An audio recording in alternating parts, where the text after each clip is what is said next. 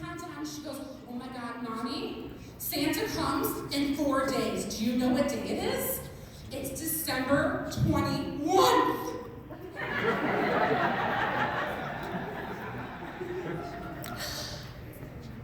My brain was trying to figure out what was wrong with that sentence, and I couldn't. I was like, what? She's like, December 21st. Okay? Last night, we're making cupcakes, and homegirl goes, Mommy, why are they called cupcakes? It's literally in the fucking name. It's a cake in a paper cup. You take the words, cupcake. It's a cupcake. I didn't think that was an explanation. My son's not much better. He's 9. And he's basically the male version of me, so. I appreciate that. Thank you. I might do that. All right. I guess I have big wind around me, too. Or there's an air thing. But he's basically the male version of me, which means he's sarcastic. And he's also a joy to be around. So. And good looking. And good looking. Thank you. Thank you. Good team. So when he was younger, he's always been like an old soul, and he's got like all these deep thoughts. When he was younger, about probably like 3, he slept over my in-laws' house, and they went out for breakfast one morning, and he looks up at my brother-in-law, and he goes, Zio, why did God make people? Nobody knows the answer to that, and they don't know the answer at 6:30 in the morning to that. And it didn't stop there, because then a year later, my daughter was born, and he was probably around 4, and he goes, Mommy, where was Cecilia before she was born? I was, all right, like she was, oh, okay, she was in my stomach, honey. And he's like, no. Before that, I was like, is this going to be the birds and the bee conversation? Is this going to be really awkward with a 4-year-old? So I was like, well, when a man and woman love each other very much. And then he went, no. He doubled down on me. He went, no. Where was she? Where did she come from? Where did she live? Where was she? And I try not to lie to my kids, so I try to come up with something. So I was like, well, I believe that we're all cosmic beings full of energy, and that we exist somewhere in the vast universe, in the deep space, and that we have a calling, and then we get brought down here by the universe source. And he just looked at me and said, can I have waffles for breakfast? So,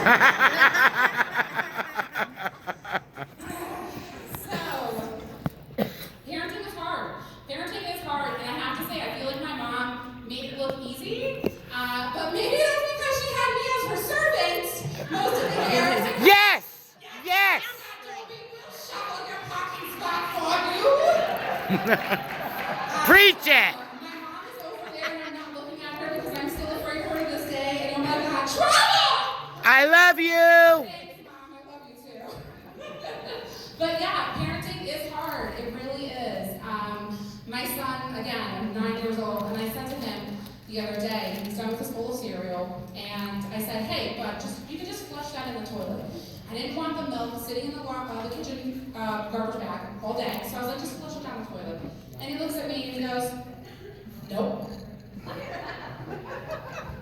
Excuse me. And I was like, no, it's okay. I said, just flush it down the toilet. He goes, I can't do that. And I said, the fuck you can't do that. I said, I'm giving you permission. It's okay. You can flush it. And he went, I can't.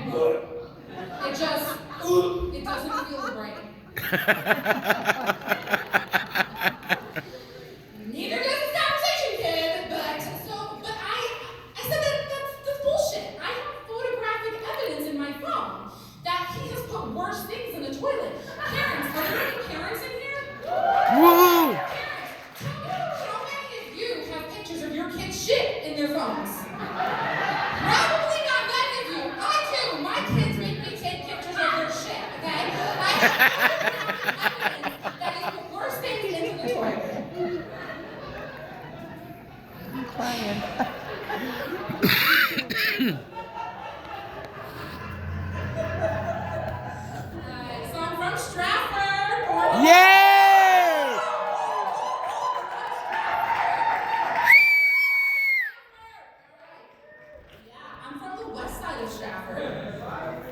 Yeah. That's right. Which borders the east side of Bridgeport. And nothing against Bridgeport, but it definitely gave me a false sense of hope growing up because I thought that meant that I was street smart because I grew up in the hood. Okay? Got catcalled a lot. So from an early age, I learned how to talk shit, and I learned a mean resting bitch face. But it was a wild time. Like the houses in my neighborhood would get raided all the time for drugs. There was a neighbor next door on the 3rd floor that would like overdose on the regular. Yes.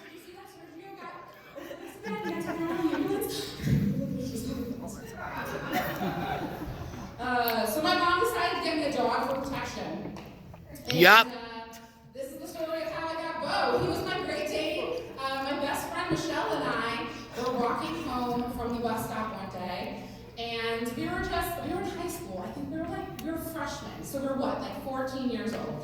And we're standing on the porch, and we're talking back and forth, and I'm talking to her, and she's talking to me, and I hear this guy from like yonder calling over to me. And I finally cue into what he's saying, and he goes, "Hey, mommy, you want me to come over there and study with you?" Yeah, he didn't look like he could help me with my pre-calc homework. So I politely declined, and I said, "Shut the fuck up and go in your house, bitch!" Yeah.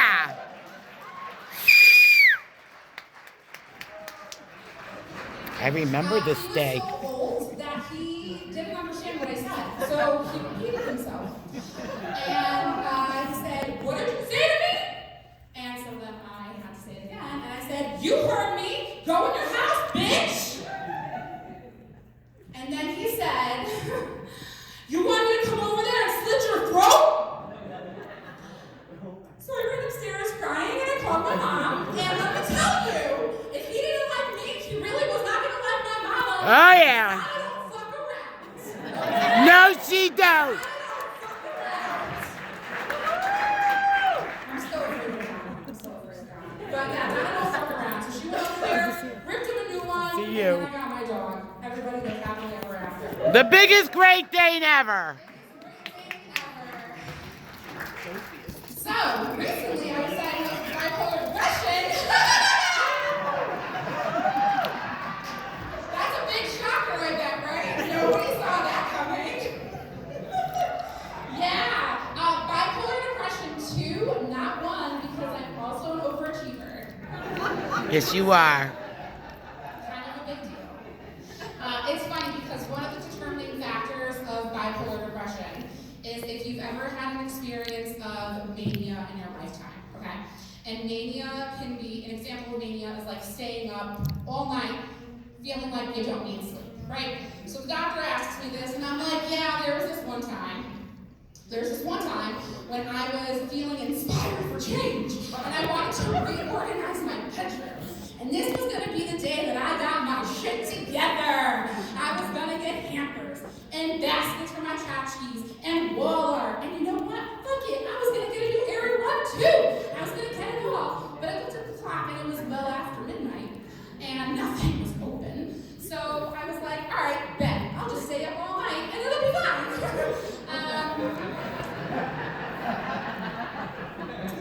I was the first one at Walmart that morning, ran through the store like I was a contestant on Supermarket Sweep, got my hampers, got my basket, got my rug, got my wall art, and then I went home and I passed the fuck out.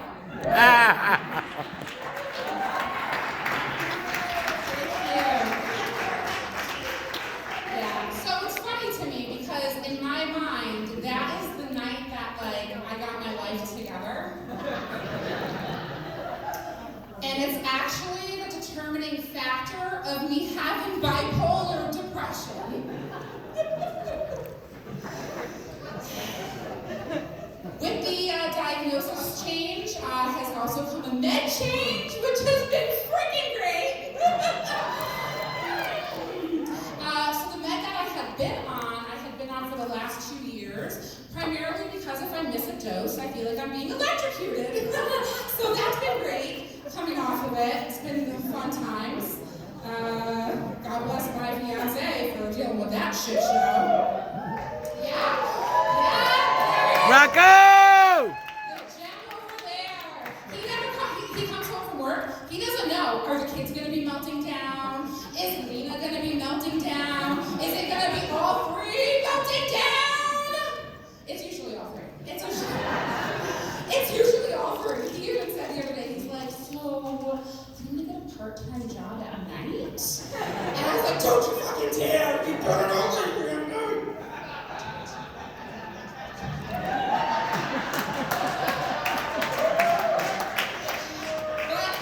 I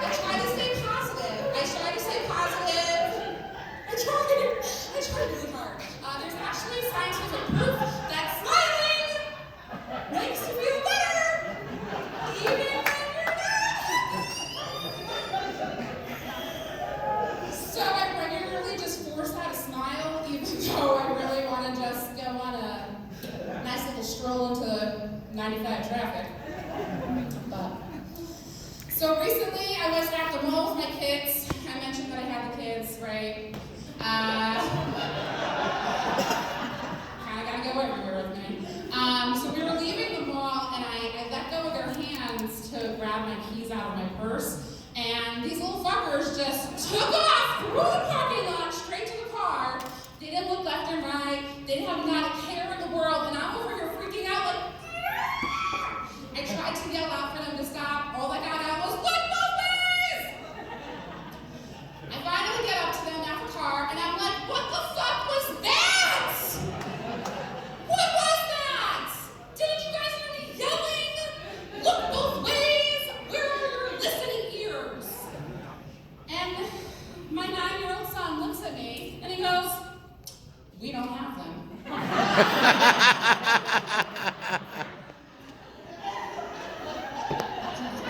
The fuck you don't, bro!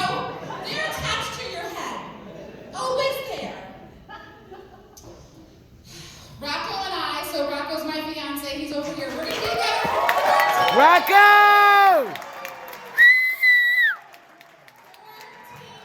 years. It's a long fucking time. 14 years next month. Recently, we were in New York City to go see a Rangers game. Woo! Any hockey fans? Rangers fans? Anyone? Okay, well, we're Rangers fans over here, and we decided that we were going to drive in. We drove in, and we're like, you know what? Let's make this a cute little tourist experience.